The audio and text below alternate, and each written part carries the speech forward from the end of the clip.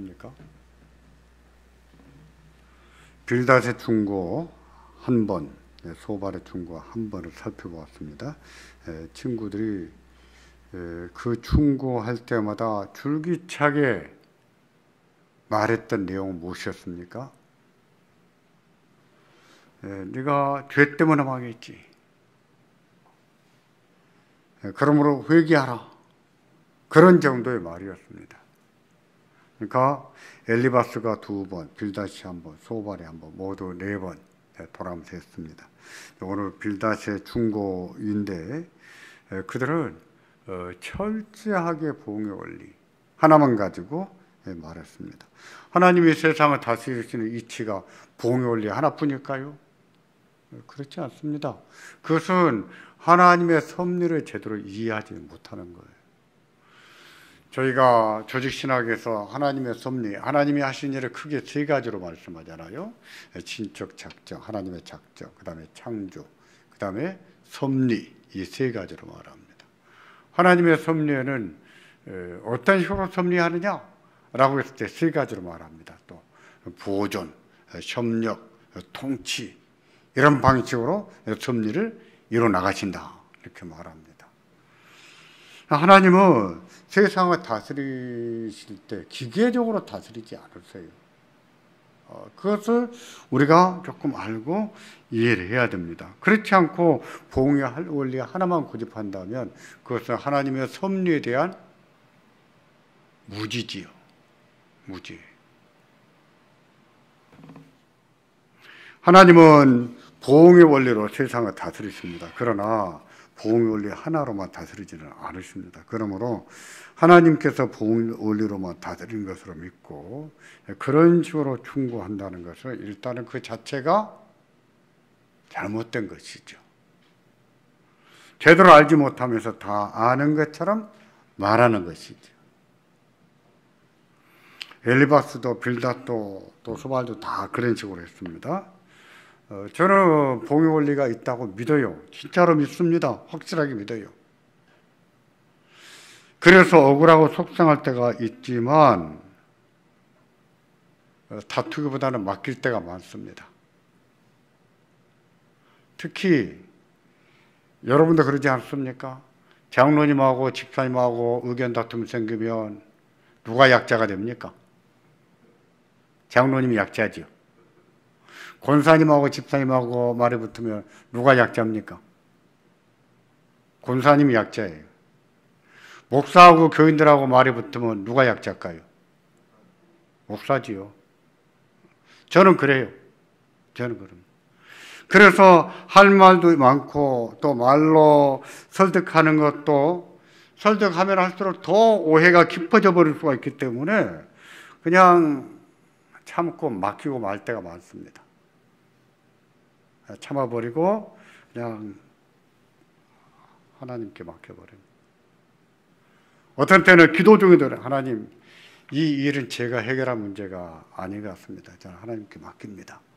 기도할 때도 그렇게 말하기도 합니다. 그리고 잊어버립니다. 잊고 지내다 보면 저와 상관없이 그런 문제들이 해결되는 경우들이 있어요. 참 그런 경우는 많이 봤습니다. 그래서 보응의 원리가 있다고 저는 믿어요. 진짜로 믿습니다.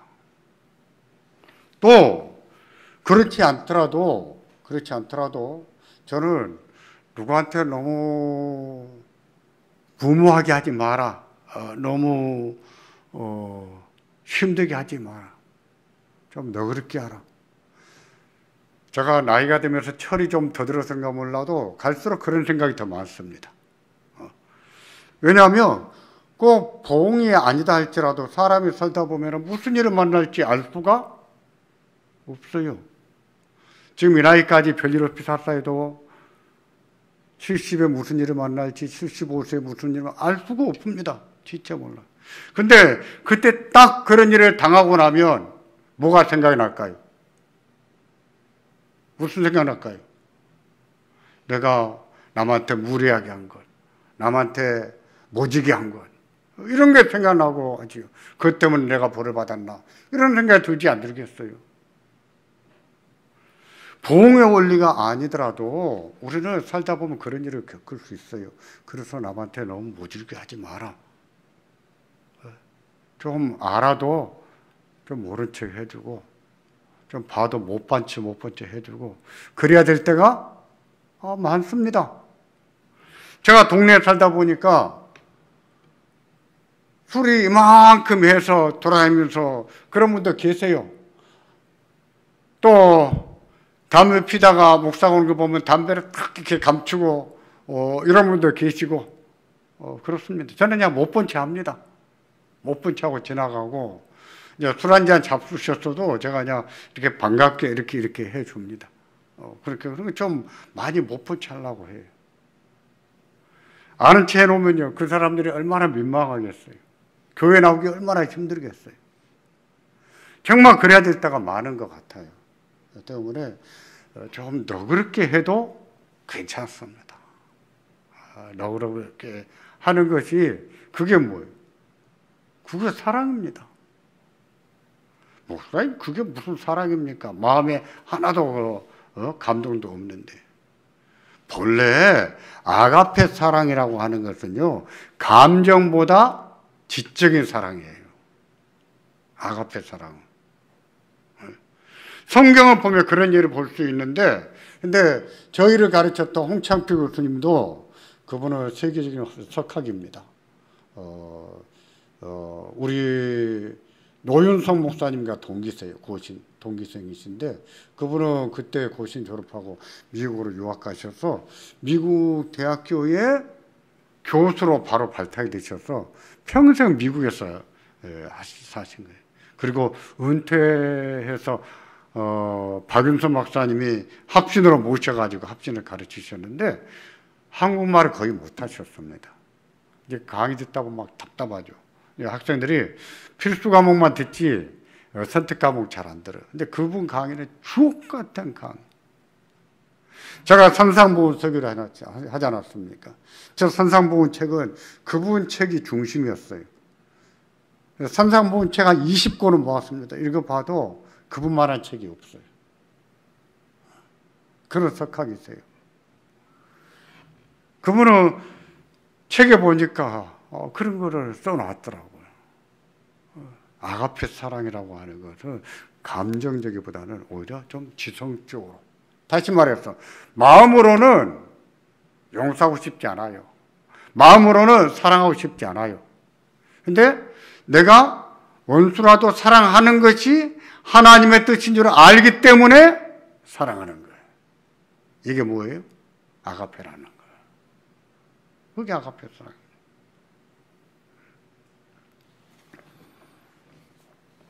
부흥의 원리는 분명히 있습니다. 우리는 그 믿고 살아야 돼요. 그러나 하나님께서 모든 것을 부흥의 원리를 따라 해결하지 않으신다는 것을 알아야 됩니다. 그래서 부흥의 원리를 따라 해결하지 않으심으로 어떤 일은요, 당할 수밖에 없어요. 우리는 당할 수도 있고요. 하지만 그것마저도 부흥의 원리 밖에 있는 것 같아도 그것마저도 누가 통치하십니까? 하나님이 통치하시는 것을 믿어야 됩니다. 그걸 믿고 사는 것이 무엇입니까? 범사의 여호와를 인정해 드리는 거예요. 하나님으로 인정해 드리는 겁니다. 본문은 빌닷의 두 번째 충고입니다. 빌닷의 두 번째 충고는 크게 셋으로 구분됩니다. 하나는 욥에 대한 비난이에요. 입 닥쳐라. 그렇게 말합니다. 두 번째는 욥과 같이 회개하지 않은 자는 망할 것이다. 이렇게 말합니다. 세 번째는 망할 수밖에 없는 이유를 제시하는 거예요. 먼저 1절부터 4절까지인데 욥의 항변에 대해서 입을 다물으라고 합니다. 2절 보실까요? 너희가 어느 때에 가서 말의 끝을 맺겠느냐. 깨달아라. 그 후에야 우리가 말하리라. 여기서 너희가 그랬지만은 복수로 해놨어요. 개혁판도 그렇고 개혁 개정판도 그렇고. 근데 단수로 번역할 수 있는 문제인데 단수로 안 하고 너희 이렇게 해놔서 조금 혼동을 줍니다. 표준 세번역 성경에는 단수로 번역했습니다. 너가 이렇게 말합니다. 욥이 하는 말에 대해서 네가 언제나 입을 다물 것이냐 이렇게 말하는 거예요. 네가 언제나 입을 다물래 이렇게 말하는 거예요. 욥이 잘못된 말을 하고 있다는 뜻이지요. 그러니까 입을 다물어라 이렇게 얘기하는데, 그러면 우리가 또 말하겠다 이렇게 말하지요. 그 다음 말을 보면 이 말이 친절한 말이 아니었다는 것을 알 수가 있습니다. 분이 차산 말이었어요. 친구들은 욥의 항변에 대해서, 욥이 항변을 하는 것을 볼 때 네가 우리를 짐승으로 여기는구나 이렇게 이해를 했습니다. 누가 누구를 짐승으로 여긴다고요? 누가 누구를? 욥이 친구들한테 항변하는 것을 가지고 네가 우리들을 짐승으로 여기는구나 이렇게 말하면서 비난한 거예요. 3절 보세요. 어찌하여 우리를 짐승으로 여기며 부정하게 보느냐 이랬어요. 이 표현이 적절했는지 생각해 봐야 됩니다. 친구들은 공방이 오가다 보니 자기들이 억울하다는 생각이 들어버린 것이죠. 자기들이 억울하다. 진짜 억울한 사람은 누구였습니까? 욥이었어요. 물론 욥은 친구들에서 항변했습니다. 너희는 포악한 위로자다 라고도 분노했어요. 그러나 그렇게 하기까지 끊임없이 원인을 제공하는 것은 누구였습니까? 친구들이었어요. 욥이 아니라고 항변하면 그래 아닌갑다 다시 생각해 볼 수 있는 문제 아니겠어요? 욥이 끝까지 아니라면 아닌 게 아닌데 할지라도 그냥 그만 대화를 중단할 수도 있는 거예요. 몇 번 말씀드렸지만 그런 경우에는 그냥 더 계속 말하기보다도 하나님께 그냥 맡겨버리고 이 일을 끝내는 것이 더 좋은 거예요. 근데 그러지 않았습니다. 끊임없이 말로 이겨먹다 보니까 욥의 항변을 들으면서 아, 욥이 우리를 짐승같이 여기는구나 이런 생각이 들어버린 거예요. 네가 우리들을 부정하게 보는구나 이 말도요. 이 말이 부정한 짐승 율법에서 얘기한 그런 것인 뜻인가 하고 찾아봤는데 거기에는 적용되지 않아도 부정하다, 여기서 말하는 부정하다는 말이 딱 한 번 나와요. 빌닷은요 욥에게 입을 다물라고 한 데 이어서 그 다음에 네가 우리를 짐승으로 보는구나 그렇게 말한 다음에 욥이 그렇게 말하는 것은 자기가 자기를 찢는 사람 같다 이런 말을 합니다. 4절 볼까요? 울분을 터뜨리며 자기 자신을 찢는 사람아 너 때문에 땅이 버림을 받겠느냐 바위가 그 자리에서 옮겨지겠느냐. 친구들이 욥에 대해서 지금 뭐라고 했어요? 울분을 터뜨리면서 자기가 자기를 어떻게 하는 사람이에요? 찢는 사람. 그러니까 욥이 자기 말로 자기한테 상처를 입히고 있다는 것이죠. 울분을 토함으로 인해서 자기를 더 상처를 입히고 있다라고 본 거예요. 너가 그렇게 말한다고 땅이 버림을 받겠느냐 바위가 그 자리에서 옮겨지겠느냐. 이 말은 달라질 게 뭐가 있다고 그렇게 계속해서 말하느냐 하는 뜻이에요.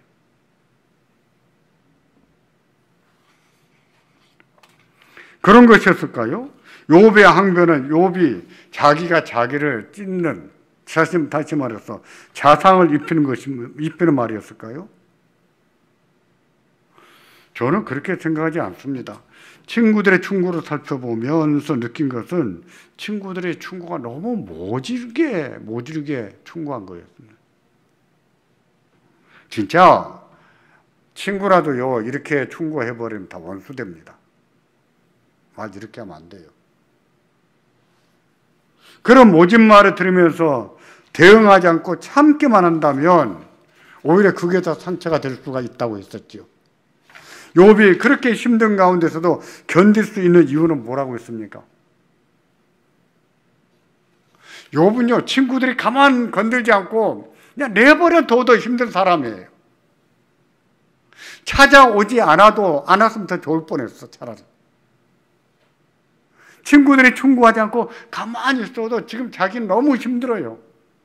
자식들이 한 나라 주고 재산 다 날아갔지요.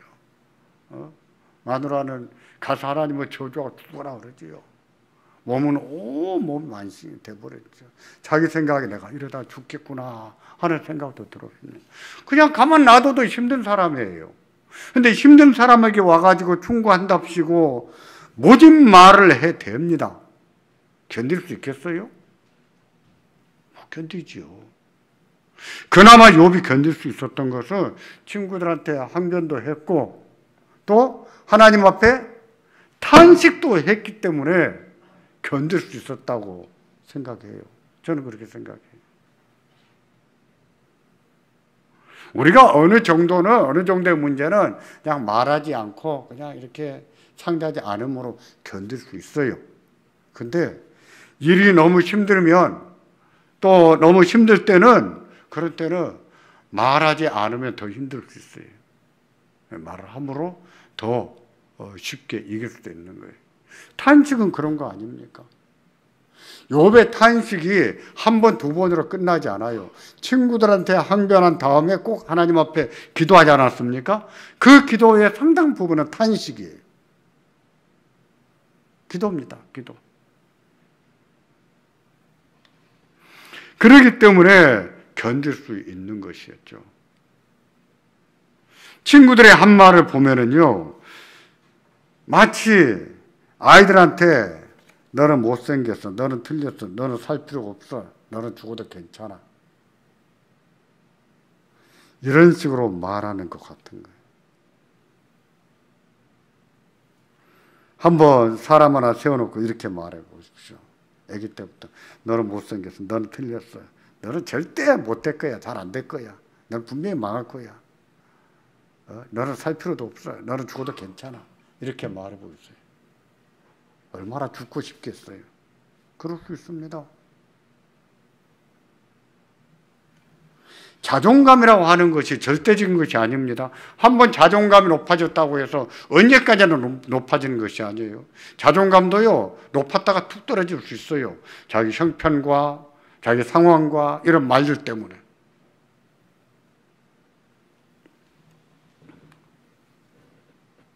이런 말을 반복해서 듣다 보면 자화상이 건강할 수가 없습니다.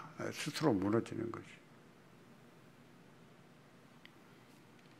그러고 보면 친구들의 말이 얼마나 험악했는지 알 수가 있죠. 거기에다가 하나님을 빙자해서 하나님 말씀을 빙자해서 험악하게 말한 것이거든요. 친구들은 지금 자기들이 누구 편에 섰다고 생각합니까? 하나님 편에 섰다고 생각한 거예요. 하나님의 말을 하고 있다고 생각한 거예요. 그리고 말했습니다. 그런데 아니었어요. 그건 죄지요. 하나님께서도 너희가 틀렸다 이렇게 말씀하지 않았습니까? 욥은요, 그냥 가만 놔둬도 지금 힘들어요. 막 죽고 싶을 만큼 힘들어요. 근데 거기다가 무슨 말을 합니까? 그래서요, 부자는 가난한 자의 자존심을 존중할 줄 알아야 됩니다. 가난하다고 자존심이 없는 게 아니에요. 오히려 가난하기 때문에 자존심 하나 가지고 고래 심주같이 여기고 사는 경우들이 많습니다. 그래서 부자라고 해서 가난한 자들 자존심을 함부로 짓밟지 않도록 굉장히 조심해야 돼요.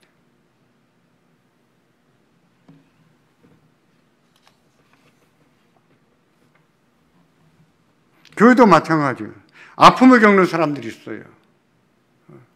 그렇지 않아도 힘들어요. 사는 게. 그냥 하나님을 의지해서 꾸역꾸역 이기면서 살 뿐이에요. 살아가고 있습니다.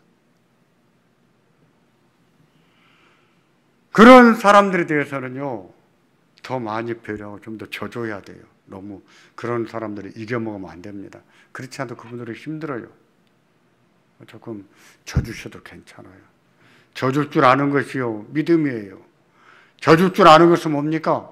하나님께 맡길 수 있기 때문에 져주는 거예요. 그런다면 그건 믿음이에요. 마찬가지입니다. 중직자들은 그렇지 않은 성도들에 대해서 항상 그 입장을 배려해야 됩니다. 이겨먹지 않도록 좀 져줘요. 괜찮아요. 제가 그런 말씀 드리지 않았습니까? 하나님은 우리를 얼마나 많이 봐주시는가. 그렇습니까? 안 그렇습니까? 저는 그렇다고 믿어요. 하나님은 정말 나를 많이 봐주셨다. 하나님은 우리들을 많이 봐주십니다. 하나님 말씀을 하자면은 뼈도 못 추려요. 근데도 많이 봐주셔서 이렇게 살 수 있어요. 그러면요, 우리도 다른 사람을 좀 많이 봐줘도 괜찮아요. 괜찮습니다.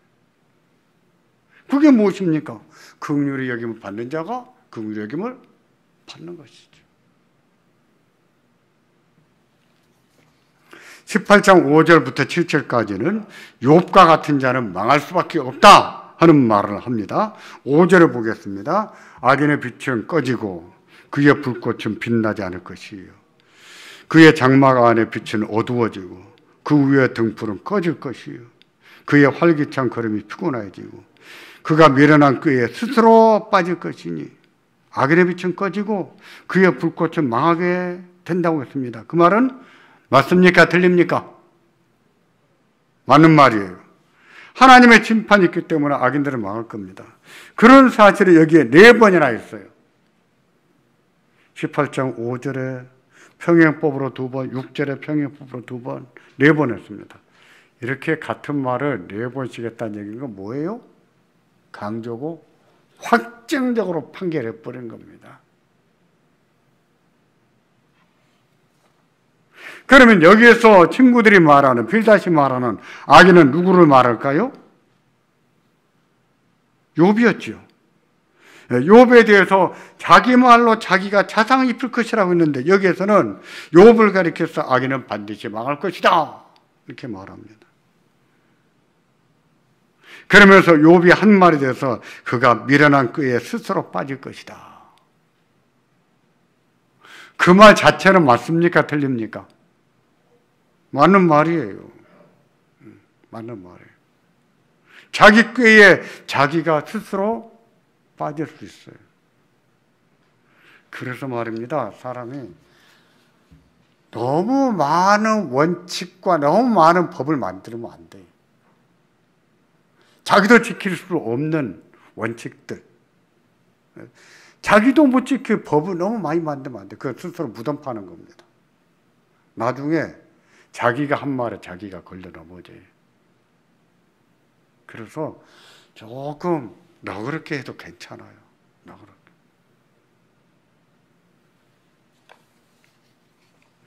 여러분 생각에 저는 강하게 보입니까? 강한 사람을 보입니까? 아니죠. 제가 왜 여쭈냐면 노예 가면 후배들이 저를 다 강하게 생각하고 어렵게 생각하고 원칙적으로 일한다 이렇게 생각하는 것 같아요. 나 그렇지 않는다고 생각하는데 그런데 그렇게 생각한다고 해요. 그래서 어떤 문제 하나 해결하고 나면은 하는 말이 이 목사님은 원칙밖에 모르는 분인 줄 알았더니 그게 아니었네요. 이런 얘기를 하는 거예요. 좀 당황스러웠습니다. 근데 저는 가급적이면 원칙을 적게 만들려고 합니다. 젊었을 때는 그랬어요. 원칙도 많이 이거 참 중요하다 이렇게 생각했어요. 근데 제가 만들어도 제가 지키지 못해요. 그게 뭐냐면 제 무덤 파는 겁니다. 그런 점에서 이 말이 틀린 말이 아니에요. 자기 꾀에 자기가 빠져든 것이다.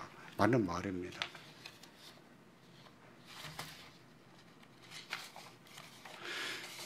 그러면 이런 충고를 어떻게 이해를 해야 될 것인가?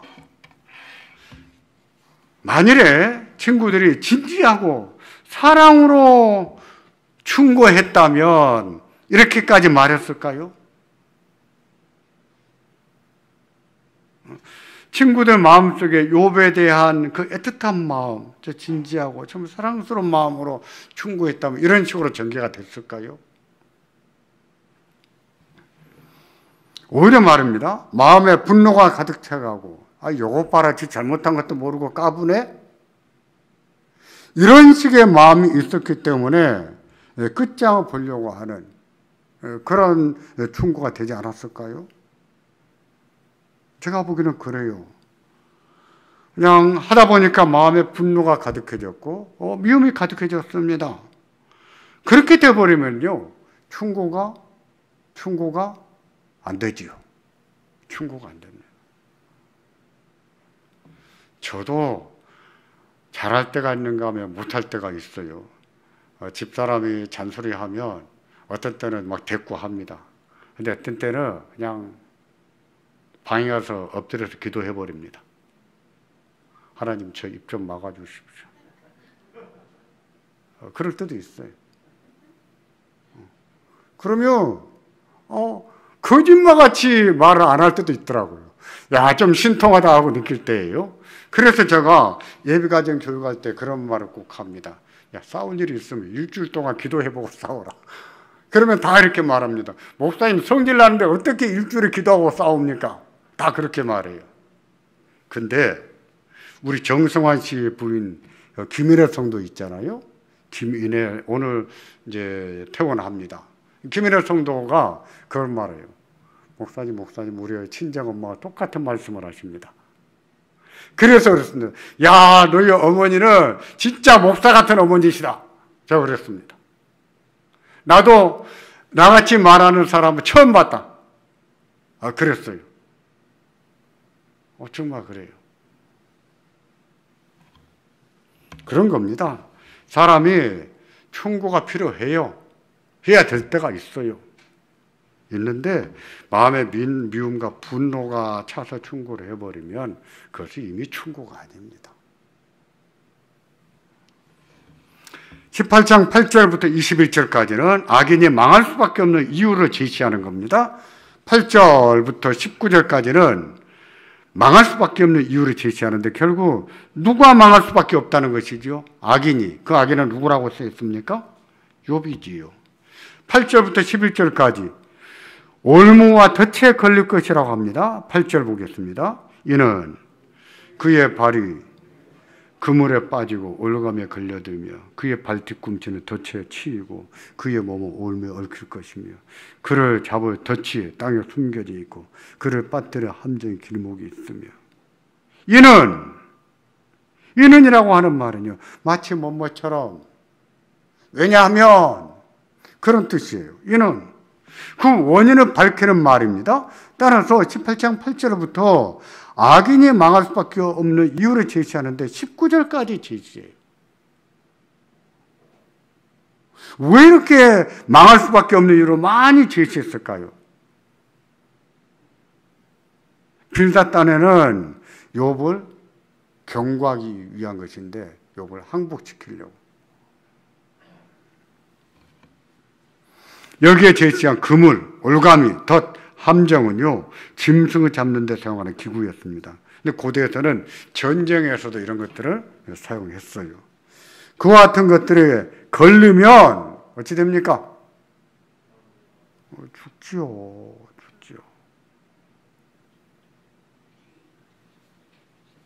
친구들의 말에 승복하지 않고 반박하는 욥이 망할 수밖에 없는 이유가 욥은 덫에 걸리고 말 것이다. 올무에 걸리고 말 것이다. 이렇게 말한 것이죠.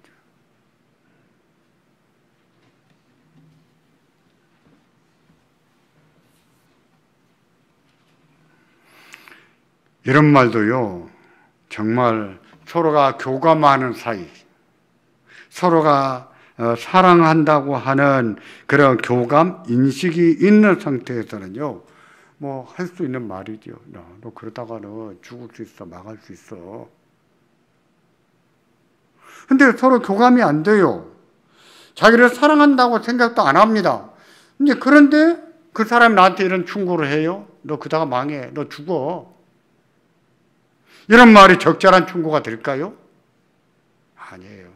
충고도요, 서로 교감하고 또 저 사람이 나를 아껴서 하는 말이라고 하는 진정을 느낄 때 그때 그런 말도 할 수 있는 거예요.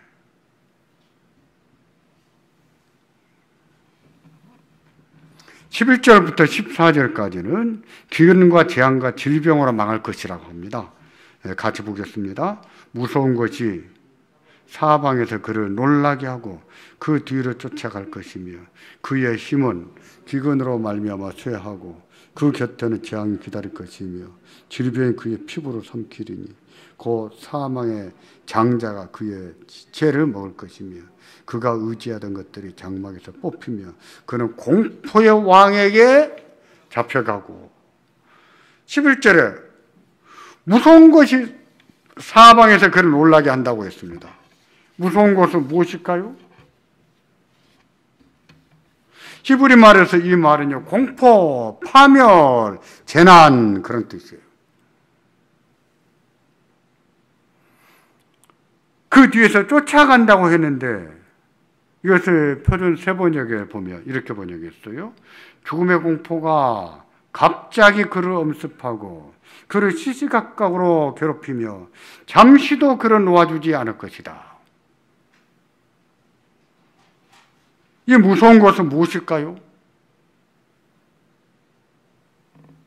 12절에서는요, 사망의 장자가 그를 먹을 것이라 했고 13절에는 공포의 왕에게 잡혀갈 것이라 하셨습니다. 결국 무서운 것은 죽음을 의미하는 것이죠. 죽음. 근데 지금 말하는 사람과 듣는 사람이 명확합니다. 친구들이 말하고 듣는 사람은 욥이에요. 그런데 화법은 제3자같이 말하고 있지만 그러나 실은 2인칭 화법이에요. 그러니까 욥에게 대놓고 네 그러다가 죽어 이렇게 말하는 것과 같다는 말이에요.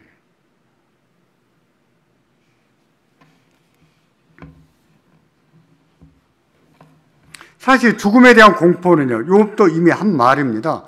욥이 이대로 가다가 제가 죽게 생겼습니다. 이렇게도 고백했어요. 그런데 빌닷이 이렇게 말한 것을 보면 빌닷도 욥의 몸의 상태를 봐가면서 하는 말이 아닌가 싶습니다. 그런 것을 고려하면 마치 이렇게 말하는 것과 같습니다. 네 몸을 봐라. 네가 죽겠는지 살겠는지. 네 피부가 썩어가고 부와 재물은 다 날아가지 않았느냐? 이제 네 앞에 죽음이 아른거리는 것을 네가 모르냐? 네가 회개하지 않으면 너는 죽어. 이런 식으로 말하는 것 같다는 거예요.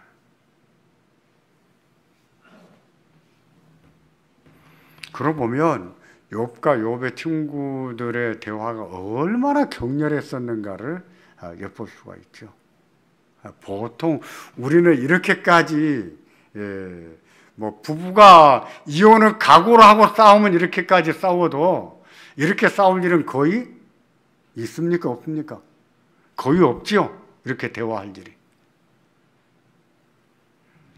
그런 사실을 봐도 욥의 친구들의 충고가 얼마나 격렬했는가 이런 것을 볼 수가 있습니다. 15절부터 20절까지는 악한 자는 망하고 이 땅에서 사라질 것이다 하는 말을 얘기하는데 같이 보겠습니다.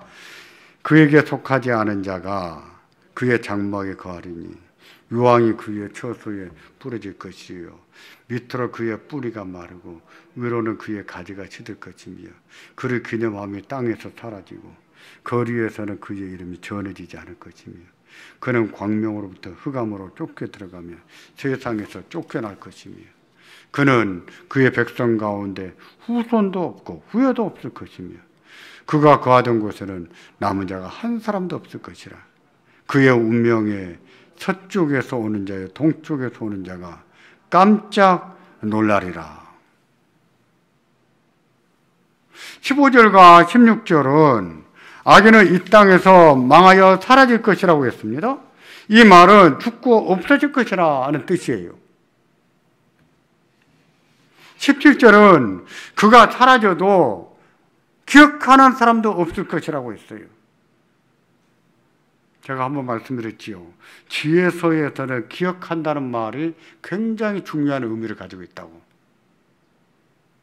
전도서를 생각해 보십시오. 전도서가 헛되다 하는 말을 하는 것 중에 너를 기억하는 사람이 없을 것이니 이것도 헛되도다 이렇게 말합니다. 그러니까 기억해 준다고 하는 것은 상당히 중요한 의미가 있는 것으로 말씀을 한 것이지요. 죽은 후에 사람들이 기억해 주는 것이 그렇습니다. 그것은 은혜입니다. 죽은 후에 사람들이 기억해 준다고 하는 것, 좋은 뜻으로 기억해 준다고 하는 것은 그분이 잘 살았다는 뜻이고 또 선한 영향력을 미쳤다는 뜻이기도 해요. 그런 점에서 기억해 주는 것은 얼마나 중요한 겁니까? 또 기억해 준다는 것은 그의 삶에 대한 보상이다 라고도 말할 수 있어요. 그래서 저도 장례식 때 그런 얘기 잘합니다.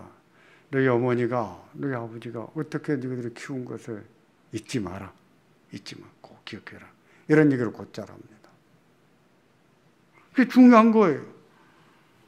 그런데 악한 자는 죽으면 기억하는 사람이 없을 것이라고 했습니다.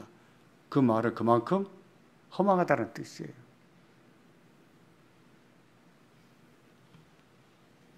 (18절과) (19절도) 유사한 내용의 반복입니다. 자손도 없고 그의 집에는 한 사람도 남지 못할 것이라고 했습니다. 온 집안이 몰락할 것을 얘기하죠.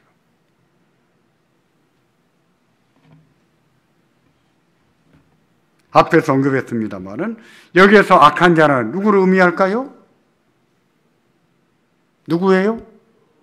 욥이지요. 친구들은 충고를 거듭하면서 욥을 악인으로 규정했고 자기 죄도 모르고 함부로 말하는 자로 규정했고 망할 수밖에 없다. 죽을 것이다. 죽을 수 있다. 라고 말한 것을 볼 수 있습니다. 물론 이 말은 충고의 성격을 띠고 있습니다. 그러나 이렇게 감정적으로 충고한다면 충고가 될 수가 없습니다. 그것은 비난이 되어버리고 다툼이 되고 비수가 되는 것이죠. 만약 누군가를 충고할 때 감정적으로 충고가 발전돼 가면 어떻게 하자고요? 어떻게 해야 된다고요? 멈춰야 돼. 멈춰. 조정우는 하나님께 맡겨야 됩니다. 멈추되 하나님 앞에 맡겨야 됩니다.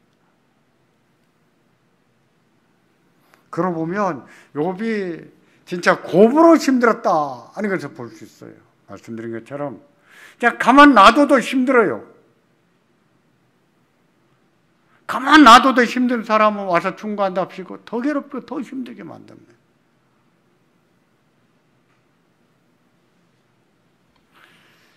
정말 하나님이 안 계신다면 어떻게 이겨내겠습니까? 하나님이 안 보살펴 주신다면 어떻게 이기겠어요? 이길 수가 없죠. 정말 다행인 것은 욥이 친구들한테 항변하면서도 항변으로 끝내지 않고 하나님 앞에 기도했다는 사실이에요. 이게 정말로 잘한 거예요. 욥이 정말 잘한 겁니다. 기도했다는 거예요. 그렇게 곱으로 힘들었지만 알았어요. 그런 자기를 하나님이 살펴보시고 계신다 하는 것을 알았습니다. 그렇죠? 아침마다 찾아오시고 분초마다 살펴주십니다. 그랬잖아요. 침 한 모금만 넘기면은 죽을 것 같은데 그런 순간에도 나를 붙들고 있습니다. 그러지 않았어요. 맞아요. 우리가 이렇게 힘들 때 기억해야 될 것이 바로 그거예요. 하나님이 이렇게 붙들고 계신다. 나는 오늘은 못 넘겨 죽을 것만 같아도 하나님이 나를 붙들고 계신다는 사실을 기억해야 됩니다. 아침마다 찾아오시고 분초마다 살펴주시고 그런 것을 생각하면서 그런 은혜를 생각하면서 사람들은 힘들게 하지만 그 힘든 것을 이겨내야죠. 또 이겨낼 수 있고요. 그런 자비, 그런 은혜, 사랑이에요. 하나님은 사랑입니다. 그런 사랑이 없다면 우리가 어떻게 이겨내겠습니까? 이길 수가 없죠. 하나님의 은혜가 있는 것을 기억하기를 바랍니다. 하나님이 붙들고 있는 것을 기억하기를 바랍니다. 성경 하나 찾아보겠습니다. 예레미야 애가입니다. 예레미야 애가 제가 어젯밤하고 오늘 아침까지 묵상하던 말씀인데요. 한번 보십시오. 예레미야 예가 3장이에요. 19절에 보시면 이렇게 말합니다. 예가입니다. 예가. 예레미야가 하나님 백성이 망하게 됐을 때 너희는 다 포로로 끌려가라. 바빌론에게 항복하고 끌려가라. 거기서 70년을 보내야 된다. 희망이 있습니까? 없습니까? 희망이 없어요. 그럼에도 불구하고 우리는 망하지 않을 것이다 그랬어요. 왜 그럴까요? 보십시오. 19절에 내 고초와 재난, 그 쑥과 담즙을 기억하소서. 자기들이 받는 고초와 재난은 뭐에다가 비교했습니까? 쑥과 담즙. 내 마음에 그것을 기억하고 내가 낙심이 되오나, 그런 것을 생각하면 낙심이 된다는 거예요. 그런데 이것을 내가 내 마음에 담아두었더니, 그 쓰라린 것들 말이에요. 담아두었더니 그것이 오히려 나에게 뭐가 되었어요? 소망이 됐다. 그 아프고 쓰라리고 쓴맛 같은 삶들, 그런 것을 내 마음에 두었을 때 오히려 그것이 소망이 됐다 그랬어요. 왜 그랬을까요? 22절 여호와의 인자와 긍휼이 무궁하심으로 우리가 진멸되지 아니함이니라. 이것들이 아침마다 새로우니 주의 성실하심이 크시도소이다. 아멘. 보십시오. 여호와의 인자하심과 긍휼이 어떻게 함으로요? 한이 없으므로 우리가 망하지 않을 것입니다. 우리는 잘못해서 포로로 끌려가지만 그러나 우리는 영원히 망하지 않을 겁니다. 70년 만에 돌아온다고요? 희망이 아닙니다. 희망처럼 들리지가 않아요. 그럼에도 불구하고 우리는 망하지 않을 것입니다. 왜? 무엇 때문에요? 여호와의 인자하심과 긍휼이 무궁하심으로. 그래요. 하나님의 자비가 있으므로, 하나님의 사랑이 있기에.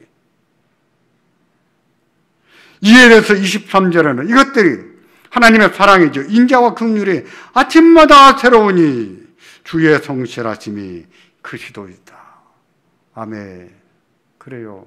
하나님의 자비가 큽니다. 우리는 못 살 것만 같아도, 너무너무 힘들어서 죽고 싶어도 하나님의 자비가 크십니다. 하나님이 아침마다 찾아오시고 분초마다 붙들어 주시고,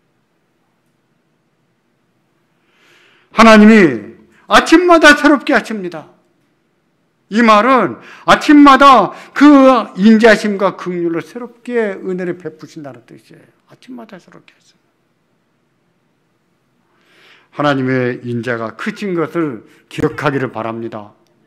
그 은혜에 힘입어서 우리도 우리의 힘겨운 삶을 잘 이겨내고 기쁘게 살아내고 의롭게 살아내기를 주의 이름으로 축원합니다. 기도하겠습니다.